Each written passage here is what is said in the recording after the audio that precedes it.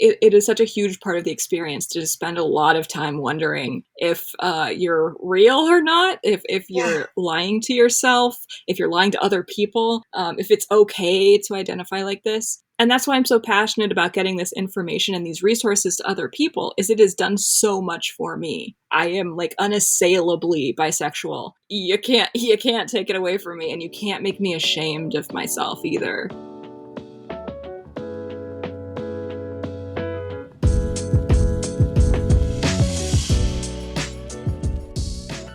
Hello, my bis and allies. It's Talia Cass here with Bisexual Behavior. I'm back from a short break to share a very bisexual episode. If you love books, this episode is absolutely for you. I had the amazing opportunity to interview Bren Frederick from the BiPan Library about all things queer literature. We talked about our favorite bisexual books and why queer literature is so important. We also talk a ton about the common bisexual experience of self-sabotage. Little did I know that's something that I do quite frequently, and I think that might relate to a lot of you as well. Plus, toward the end of the episode, we talk a little bit about this problematic stereotype that bi people love threesomes, and I read Bren a Reddit post from the bisexual subreddit. So let's get into it. Without further ado, here's Bren.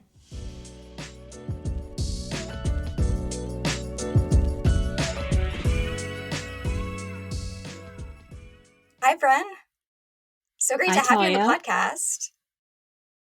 Thank you for having me. I was so excited. I've been following you on Instagram and following the pod for, I think, since it started. Yeah, and since So, I started the podcast, I've been following you, so I guess the feeling is it's mutual, as mutual. creepy as that sounds. But Mhm. yeah, I'm a big fan of the work you do. Especially for queer listeners who maybe they love reading or it's something that they want to get back into. I think for me personally, I've always been a huge pop culture queen, as you would say. I love watching television and just getting as much queer content as I can. And reading is something that I feel like I go in phases with. So I have years where I'm constantly reading and I'm obsessed with books, and then I have like a year or so where I'm just, I just can't get inspired to read. And this past year, I actually have joined a book club. I've been making it a big goal of mine to read a lot more. And now you've opened me up to the world of queer literature. So I've been so excited to talk to you. That's And really exciting. yeah. I'm the same way with reading. You wouldn't think it Mhm. because I like surround myself with books 24/7, but like I have Mhm. phases in my reading life too. It fluctuates. Yeah.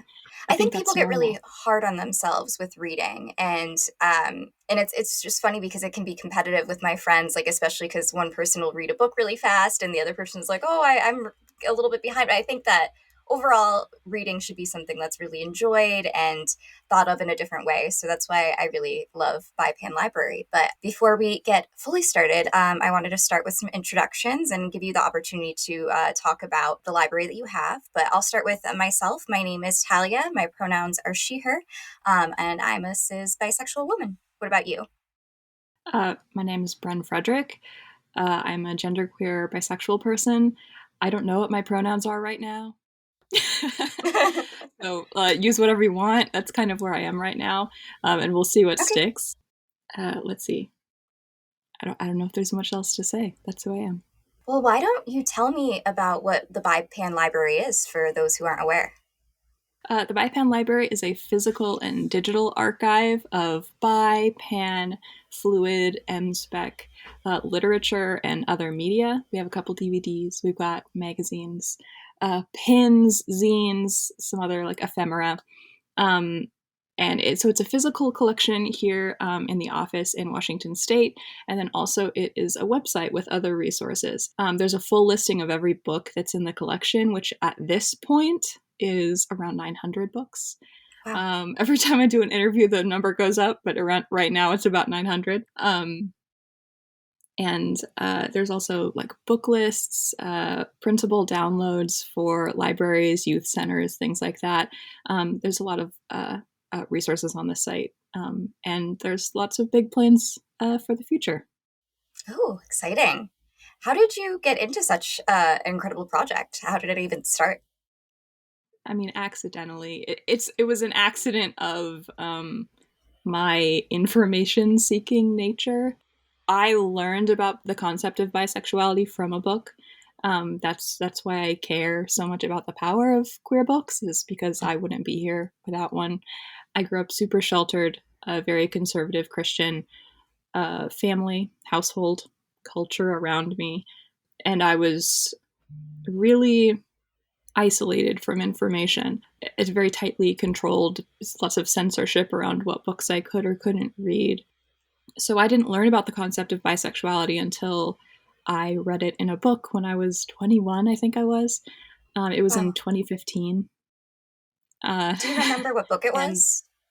oh, for sure, for sure. And I have it here at my desk with me. Oh, Um, perfect. because it's a sight to see. It's so beat up, as you can see. It's gone a lot of places with me.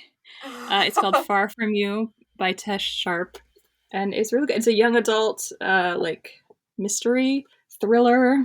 It's like actually pretty sad in a lot of places, but the main character had a girlfriend, and something happened to her, and then she starts developing feelings for a guy, and it's just sort of accepted that like this is how she is.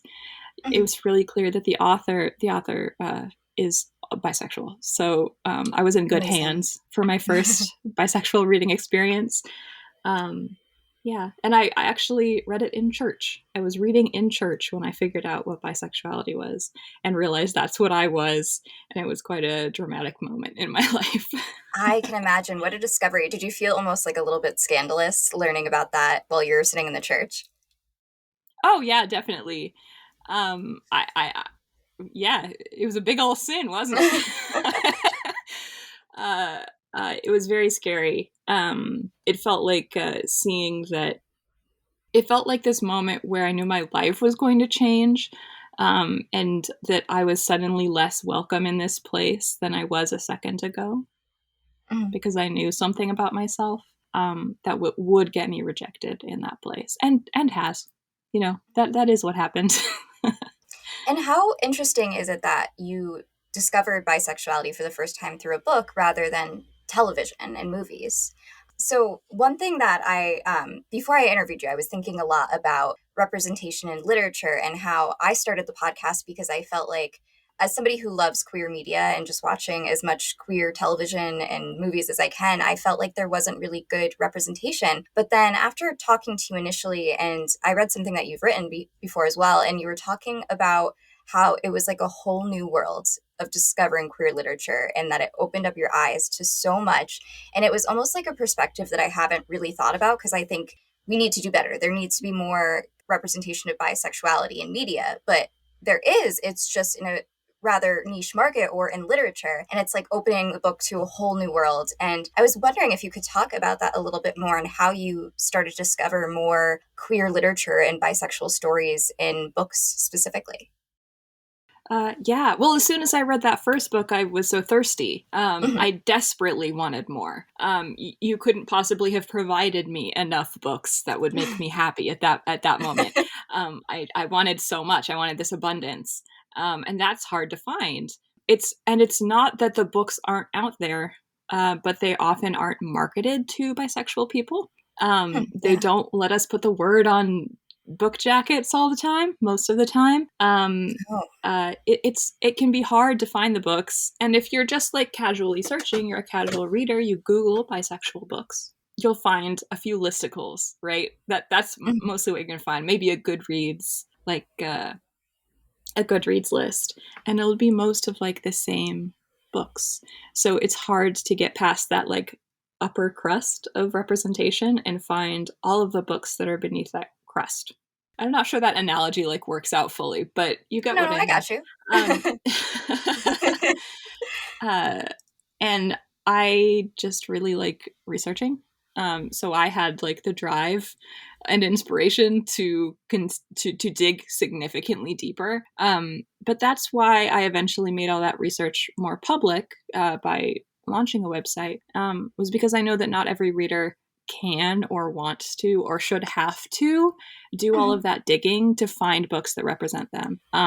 I absolutely agree with you that we need more books, but I also don't want to do a disservice to what already exists, like the hard work that BiPan, Fluid, m-spec authors have been putting in for decades. Right. Um, Yeah, no, I think that's so powerful that you want to be a voice to help spread awareness of all these books that are already out there. And one thing that you mentioned is that when you look up queer books, you get a lot of the same books, and it's a list of a lot of times like types of books that maybe is like a little bit of a downer to read. Like I know for myself, like I will want to read a queer novel that's like maybe it's a romance novel, maybe it's, you know, something like an easy beach read. Like I want to see myself represented in more than just a dramatic story about somebody coming out. Like I want it to be more about just your everyday life of a bisexual. So I think that having you do that research is like such a powerful thing. Yes, that's one of my hopes with the library, especially some of the expansions to the catalog that I'm hoping to make over the next year. I've got this spreadsheet that has about 3,000 titles, Oh my goodness. like a lot more than exist in this room, and I am working right now on making that full list available to the public in like a searchable, taggable way. So we'll have like a search engine for m-spec media. Um, but one of the things that I hope to combat with that is this idea that we have to read books that we're not actually that inspired by or interested in, or that are not to our taste, just to find representation. Right. Have felt like that a lot, especially like early in the process of doing all this research. I felt like, well, I have to read YA, even though I'm in my 20s. Not that you can't read YA in your 20s, but it wasn't to my taste anymore. But I felt like I Right. had to, because that is the easiest category to find explicitly bisexual books in right now is young adult.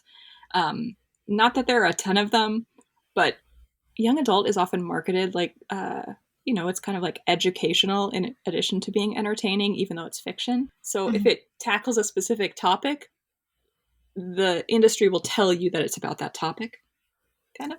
Oh, I see. Okay.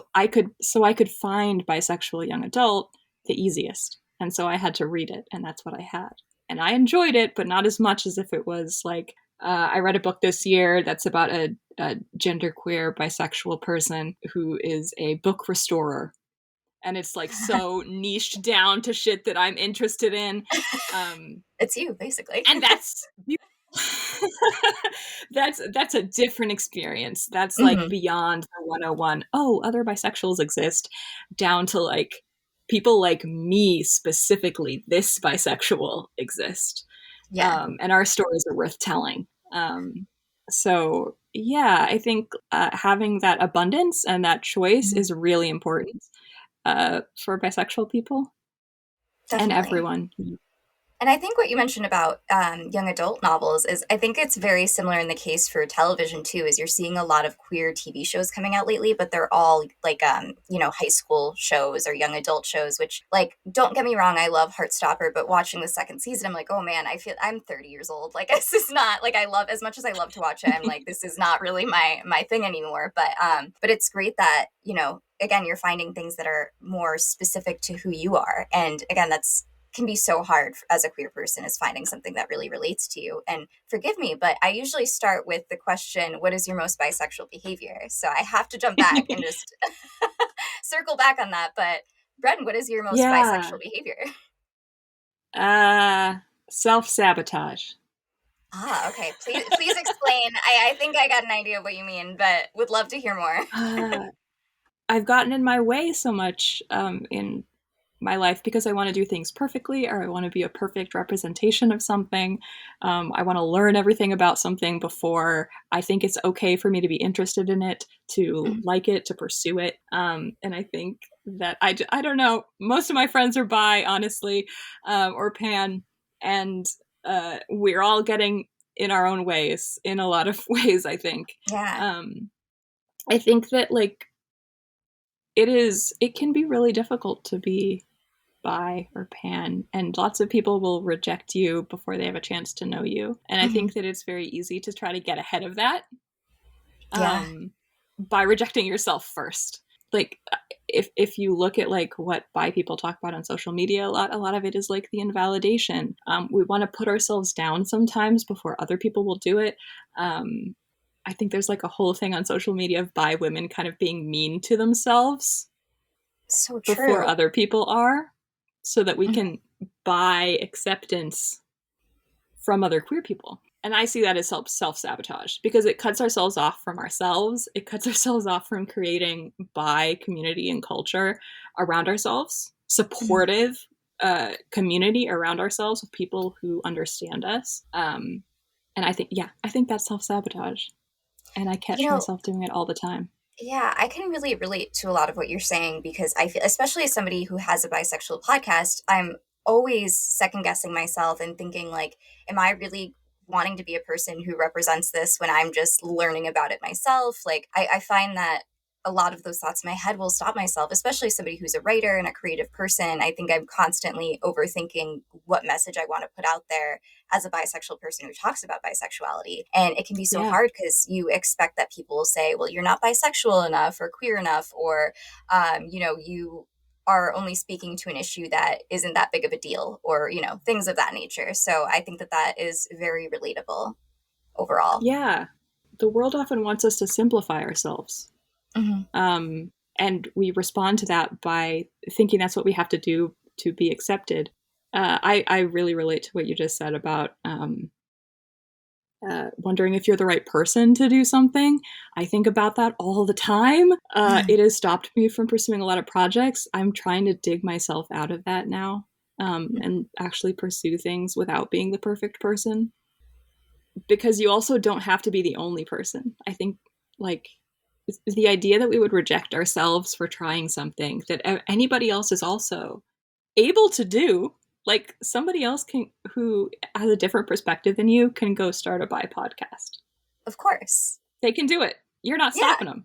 No, and I'm not competing. I'm just trying to help and support other people. Yeah, but it helps to have a lot of different people doing this. And I think that, like, we'll sometimes trick ourselves into thinking that there has to be one perfect person to do it so that we will win. I think that we do that with representation as well. We're like, there has to be one true representation, and that will be the key to the lock of acceptance, public acceptance, rights, resources. If we're just perfect, we can do it. And I don't think that that has ever been the solution for any queer group of people. I think that we should be messy. I think that we should be impossible to simplify. Like, I'm actively against simplifying bisexuality, pansexuality, and queerness and gender.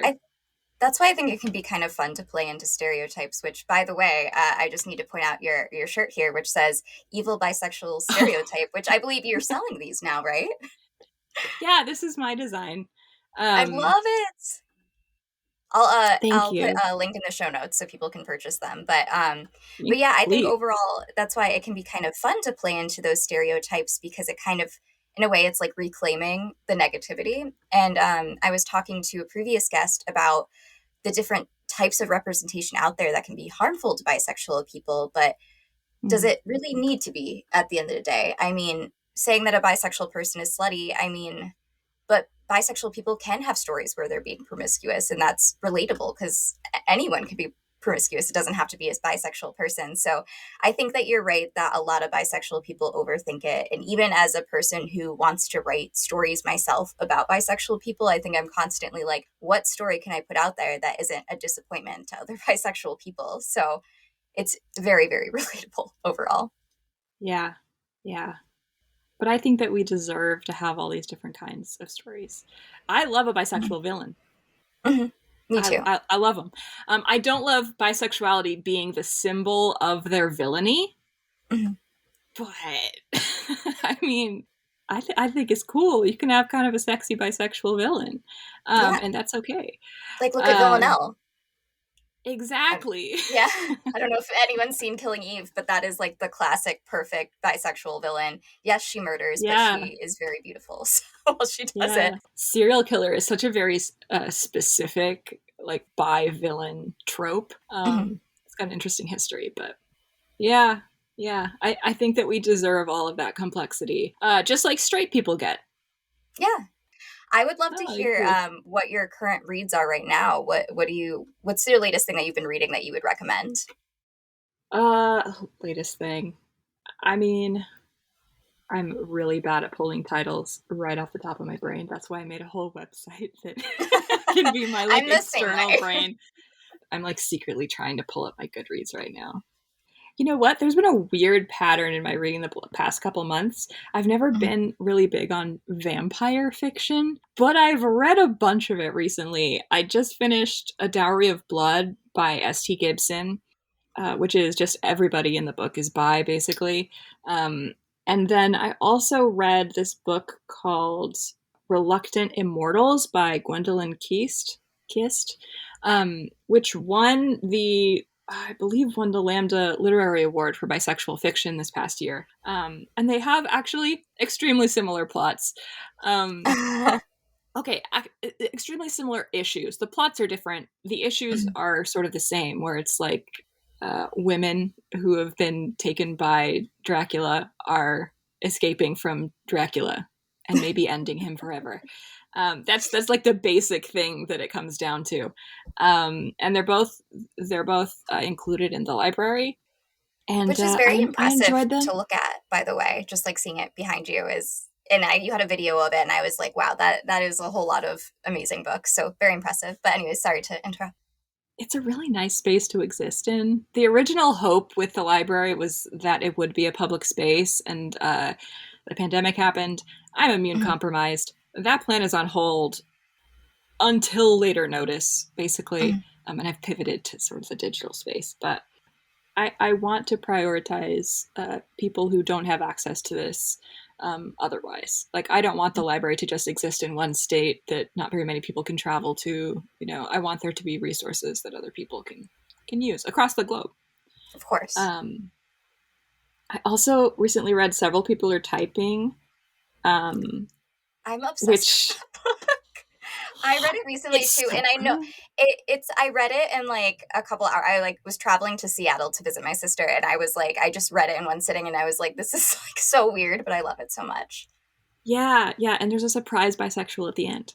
Yes, Um, which I love. I love that. uh, there's a really good interview with the author Calvin on Gender Reveal podcast, um, Hmm, I'll have to check which I that really out. recommend.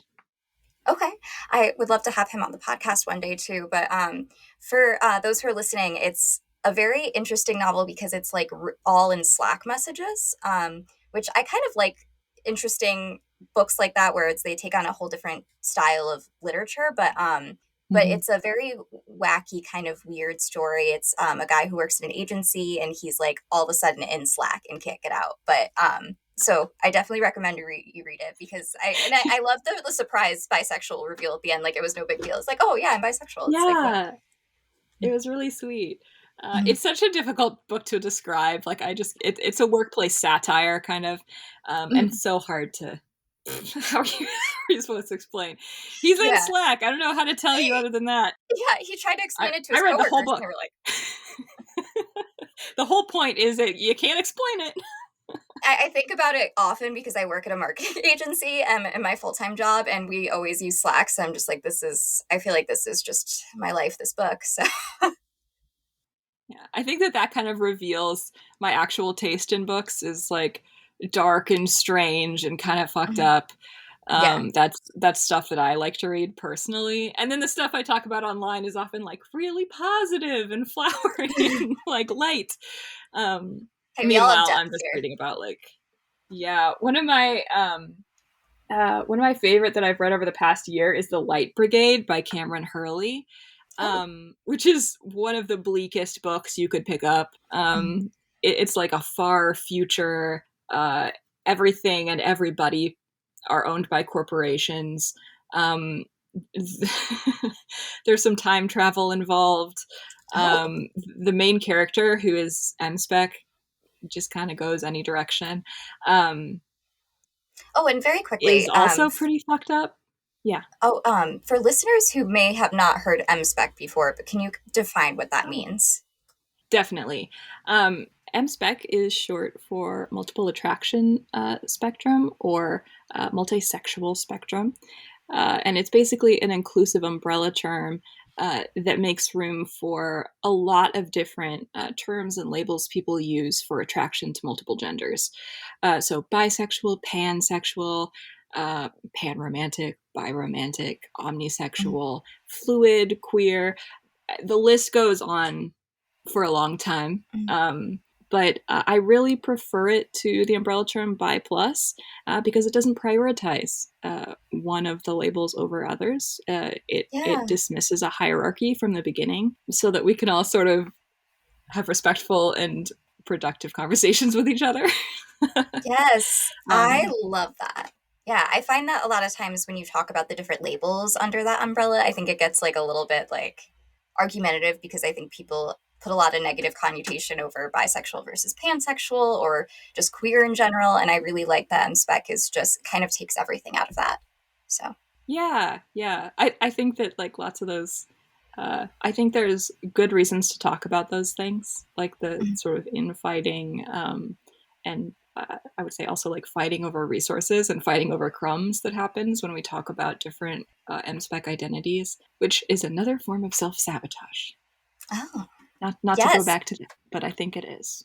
No, I think There's that's a there's very important reasons to theme. have those conversations, but Definitely.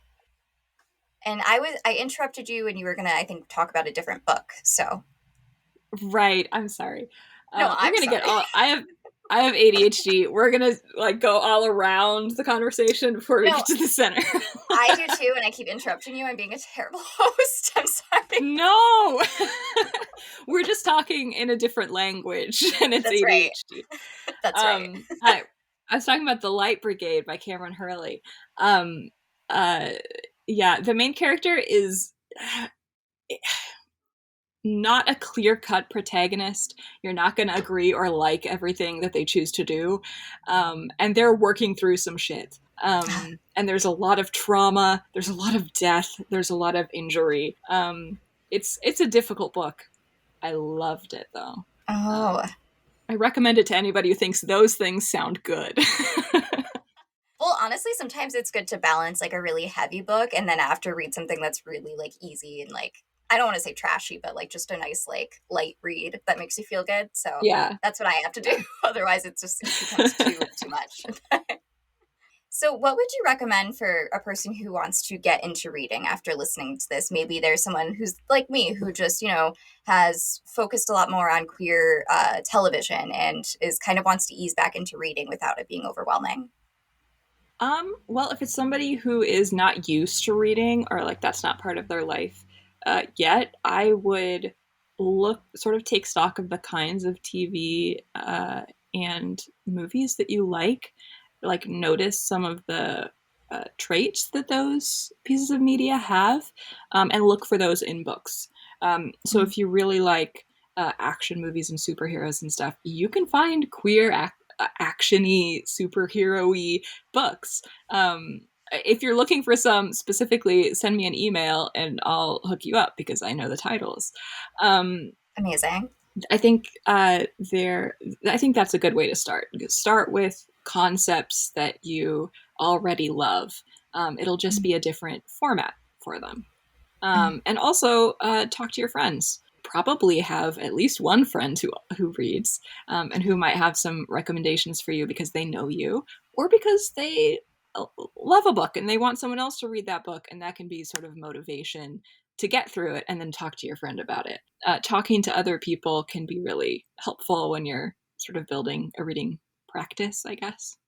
Definitely. Especially like a friend who knows your taste and might be able to give you some recommendations. Actually, my best friend who's also bisexual, she's the one who introduced several people are typing to me. So you never know what they could help you out with. Good taste.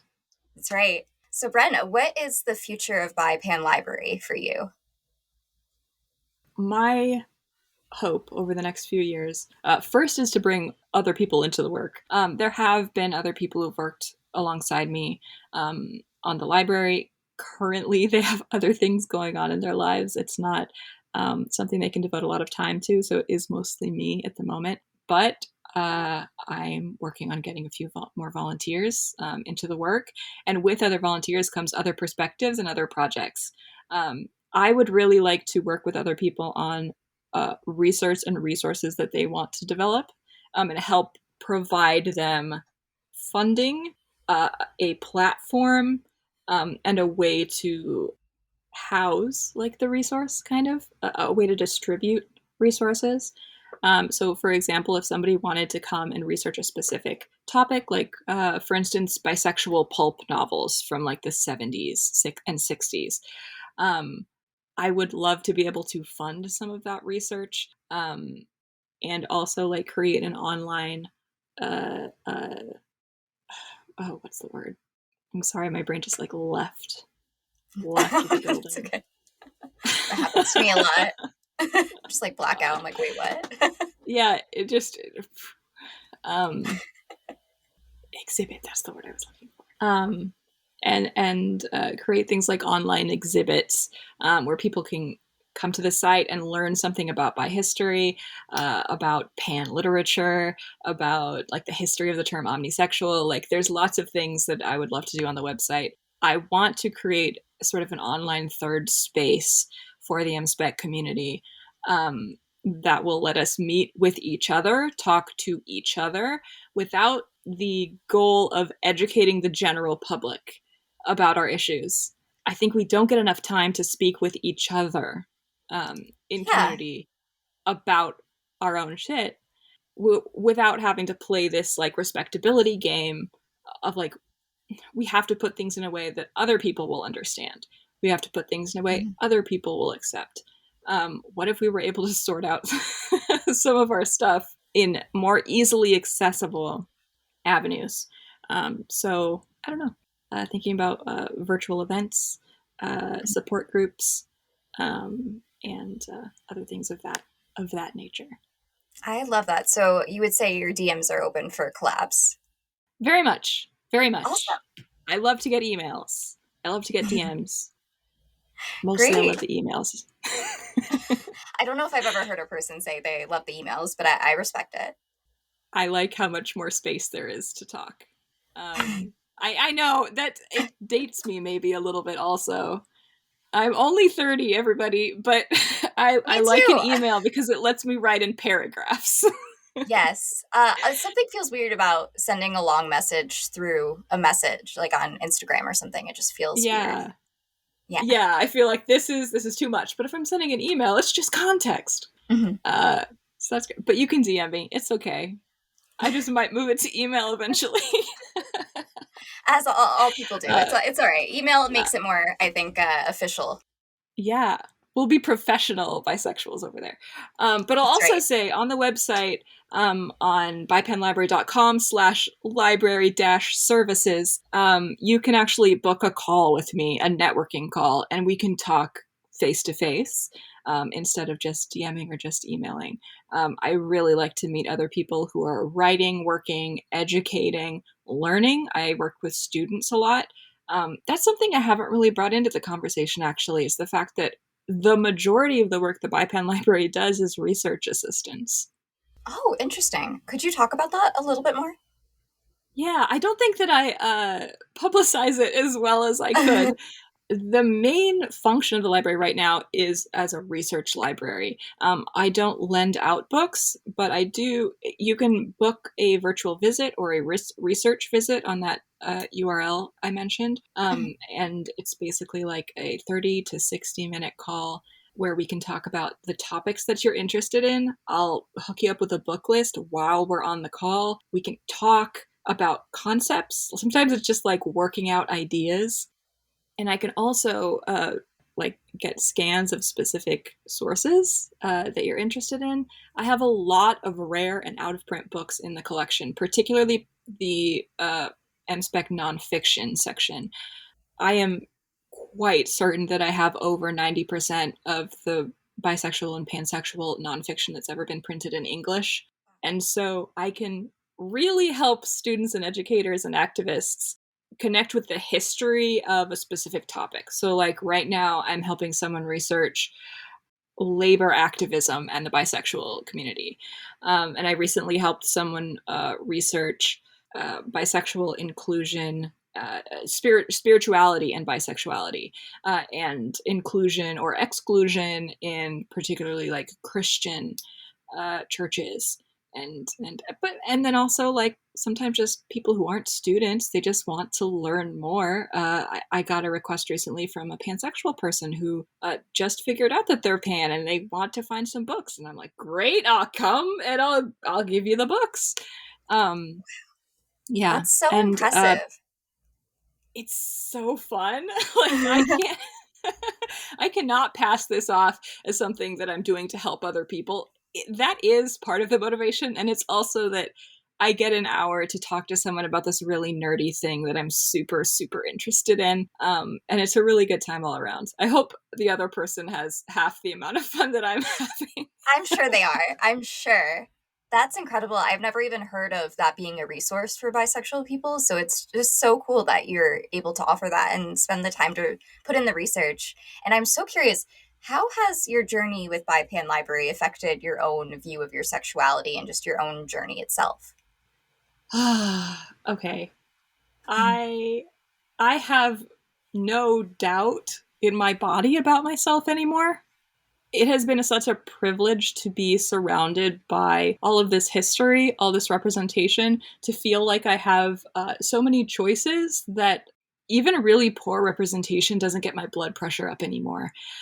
Because I know there's other choices, because I know there's other things to recommend to other people, and there are other mirrors I can look in. If the mirror that I'm looking in of a really negative perspective on bisexuality, if it makes me uncomfortable to look in that mirror, I got another one over here, and it's Right. being kinder to me, Mhm. and it loves me, Oh, and so I'm fine. I especially the nonfiction section rooted me in this identity in a way that I think is unshakable.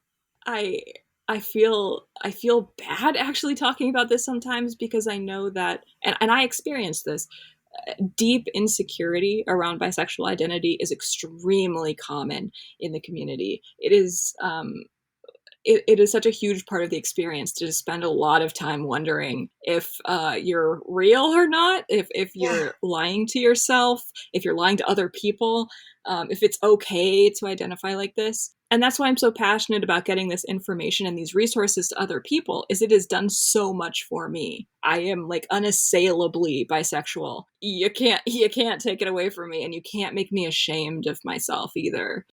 I've been in some really uncomfortable situations where I had to come out to somebody who I knew was not going to be kind, um, relatives even. And I accidentally found myself coming out. And the first thing I said was that I'm bi and that it's something I love about myself. And the first time that happened, and I felt it so deeply, and I wasn't even afraid anymore. And they did respond badly, and they couldn't make me feel bad about it. It's been such an armor to have this history, to be able to look at like my favorite part of the bi nonfiction section is the anthologies, and because it's just a collection of all these different lives and all of these different ways to be bisexual. um, that has Because there's so strengthened many me in a ways to way. be bisexual. There are, and if there's so many ways, it means your way can be correct That's right. for you. Yes. Yes. And I feel that so deeply that it's I I Oh, feel like I'm uh the word escaped me again. mhm. Words are uh hard. Sometimes they really are. Mhm. And uh I'm like, my day job is a writer. So it's hard. uh uh like I feel arrogant talking about it sometimes because I'm just so confident in it that I don't apologize for it. um It's such, and honestly, like, your answer is bringing me so much joy. And like, I feel like it's such a powerful thing that you can not feel bad about who you are. And I think it takes so long for so many people to feel that way. Yeah. And I mean, like I said, I think that that comes from a lot of privilege. Um, I've had the ability to create this office. I have a partner who has supported me wholeheartedly since the second I came out. And I have a lot of friends who are bi. And I think all of that is a privilege. And that's allowed me to get to this place. But I hope that this feeling will be accessible to more and more people as the bi community and the bi movement continues to grow and I think strengthen. the more that you talk that way, I think the more other people will feel receptive to it and almost kind of get that message in their head too. You know, it's like the same thing with the more people talk about that they're bisexual and then other people discover it. And I think the more people talk about being proud of being bisexual, then they'll be like, hey, I can be proud too. It's a great thing. Yes, yes, it is so much easier with something to emulate, and I think Mhm. maybe that's part of like that's in the sauce with Yeah. these books that I'm talking about, because with the anthologies and the nonfiction, I'm reading the writing of some of the like strongest, staunchest bisexual activists from the past, many of whom are still with us, and I've had the honor of meeting many of them, and from them I get my strength, and I hope to pass that on. Amazing. Well, on that note, I'm going to shift the conversation a little bit. I think I mentioned this to you, but I have a segment called Found on Reddit. Reddit was like a huge part of my coming out journey. That's why I do this. But I see a lot of the same That's so people post the interesting. same kinds of things on the bisexual subreddit. So now Cool. every episode, I go over a post that I saw that I thought listeners would resonate with. Some are kind of insane, some are very typical questions, but I wanted to go over one with you, which is titled Boyfriend wants a threesome and is nagging me. So we're already starting off very strong. Are you ready for this, Bren? I I'm ready now. Okay, so my boyfriend wants a threesome, and well, I'm not sure if I really want to. I'm a jealous person, and the thought of having another girl with us makes me uncomfortable. I'm bi, so I know I should be thrilled with this opportunity, but I'm just not. My boyfriend has been asking me every few days if we can have a threesome, and each time I've said no, oh my god, this fills me with rage, that I wasn't comfortable with it. He gets upset by this answer and pouts but won't stop asking. He says that I'm being lame and that I'll like it anyway. Okay. I recently found out that he's been using Tinder to try to facilitate this. I'm not really happy in how much he's nagging me about it. So I brought this up because, again, the classic stereotype of bisexual people liking threesomes, and while that's not a Mm-hmm. bad thing, and plenty of people do, I think people get confused with bisexuality and polyamory because they're very different things. And Mm-hmm. I also felt like this is the classic stereotype of a guy fetishizing a bisexual woman. So, Bren, I wanted to talk to you about this because I'm very curious about what your initial reaction is, and then we can really just dive into all the little bits of it. But I mean, I want to have a word with him. I Like, know. uh, I mean, that's really gross. It sounds like your boyfriend isn't into consent Right. a ton. Right. Yeah. And consent So isn't that's just like my like, first concern. I think a lot of people don't even like fully understand what consent is. They think it's like whether or not you want to have sex, but there's so many like consent is just even if you want to like shake someone's hand, you know, like and I Yeah. think that pushing someone gets very manipulative and it gets almost in like a abusive territory because then you're making this person feel bad because they don't want to have a threesome. And I think Yeah. she should just dump him. I think that's the answer is to dump him. He's already using Yeah. Tinder. The guy's trying to actively cheat on you. Like I uh, yeah. He's using you as a tool. Like that's what I would Right. tell if this was my friend. I would be like, it seems like he's using you to achieve a fantasy that has Mhm. nothing to do with you. Yep. Because if specifically he wanted to have a threesome with you and Mhm. another person, he would want you to be into it. Right. It sounds like he just wants two bodies Mhm. to because like I mean, when you first read the question, I was like, all right, let's see what kind of threesome this is. What kind of I knew what it was going to be. I knew that it was going to be that he wanted to sleep with her and another girl. Mhm.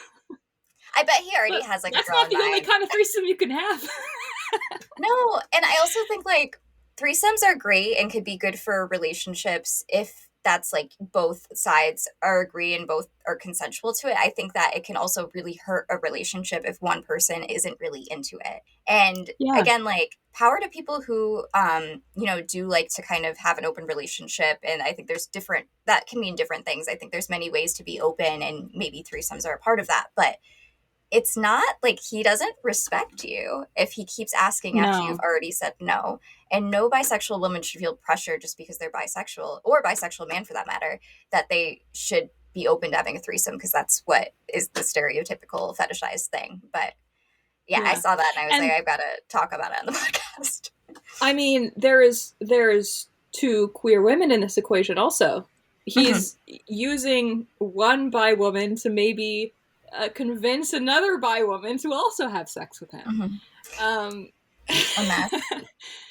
it's a And Bren, I don't mess. know It's a if you've mess. done the dating app things, but a lot of bi women are like, there's like the unicorn hunters where it's like a guy or Mm-hmm. girl looking for a bi woman to have a threesome with. And I feel Yeah. like it's even worse when it's just a guy on his own starting a Tinder account being like, my girlfriend, I want to have a threesome. Like, it's never, Oh. like, that's just gonna off put every single queer woman on a dating app. Mm-hmm. But Mm-hmm.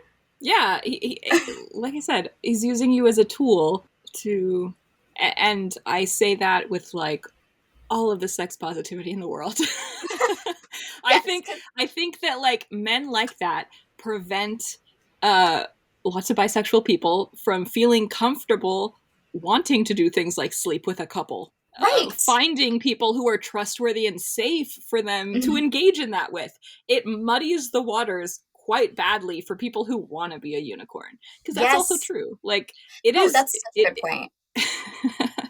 yeah, I am so sorry that you're with this man and that he's treating you that way. Yes, dump him, please. That's what I would like to say to this person. Put the whole Um, man in the trash, uh, actually. yeah, yeah. I don't know. I think that they should date a bi person. that's, I can't have an advice podcast because if it was anything about relationships, I'd be like, what if you dated a bi person? I just Yes. It's so and much I better. didn't Yeah. tell you I'm married. I didn't marry a bi person, so I understand you can have a great relationship with somebody who's not bi. I'm just like such a stan for bi dynamics. I think it's beautiful.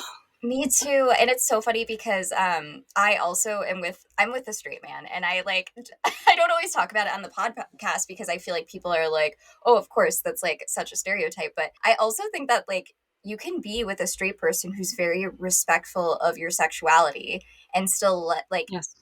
allow you to be in a queer space without like fetishizing you. But I think that oftentimes women get stuck with men who really are just fetishizing them. So it's really hard as a bi woman to navigate that. And I can't even imagine for bi men too, that's like a whole different degree of, Whole you know, different ball game. yeah, Yeah. And 100%. if you're like non-binary, genderqueer, it's just like Mhm. literally nobody is thinking about you. Yeah. Nobody remembers you exist. Oh. So I'm married to a cis man, and nobody knows what to do with us. Mm. Nobody knows what to do with us, including other queer people. People want to put me in the box of like bi women married to men. Mhm. That's not my experience. I Mhm. don't really identify with womanhood. I've experienced it, and I was certainly like raised to think of myself that way. Um, but it's not what the dynamic is, Mhm. and nobody knows what to do with that. I think that a lot of times when a queer person is in like a hetero type of relationship, and like gender aside, because like if you're gender queer, there's like, how is that technically heterosexual? But I think that a lot of times the dynamics are going to be very different than a typical straight relationship would be. And it's really hard for people to understand that and see what that means. Yeah, I loved your episode with the bi for bi couple. Oh, thank you. I don't remember I their love them. names. I loved that episode and talking about how like it just is different. You put a bi person in a relationship and it becomes a little bisexual, and if they're both bi, it's like I admire I it. I do too. I love seeing for bi relationships from afar. I just 10 out of 10, and I feel like they're the perfect example of how you can have like a very queer relationship no matter what it looks like. So, Yes, but Bren, yeah, I'm taking I up a lot of your agree. time. I want to thank you so much for joining on the podcast today and for entertaining my Reddit discussion. But how can people find you? Is there anything you'd like to plug? Well, you can visit the library at bypenlibrary.com. Mhm. You can follow us. on Instagram, on Twitter for now. We're on Blue Sky. Right? Like, what is Twitter now? Just in case. And also on TikTok. All the same handle at ByPanLibrary. And then if you want to follow me and like the stuff that I personally read, all the like fucked up books and the not so fucked up books, you can follow me at Bren Frederick in most of those places. Yay! Thank you again. Thank you so much to Bren for joining us. It was honestly one of my favorite episodes to record. We had so much fun. But please, please support the ByPan Library and everything Bren does. I'm such a huge fan of their work. Speaking of support, make sure to subscribe to the podcast on Spotify and Apple Podcasts, and of course, give us a rating and review. You can also follow us on Instagram at Bisexual Behavior, and you can also follow me at talia.tatiana. I'm also on TikTok with the same username. I'm also starting to record more listener-contributed episodes, so if you're interested in being a guest on the podcast, you can email me at bisexualbehaviorpod@gmail.com, or you can visit bisexualbehavior.com. Thank you so much for listening, and we'll see you next month. Okay, bye!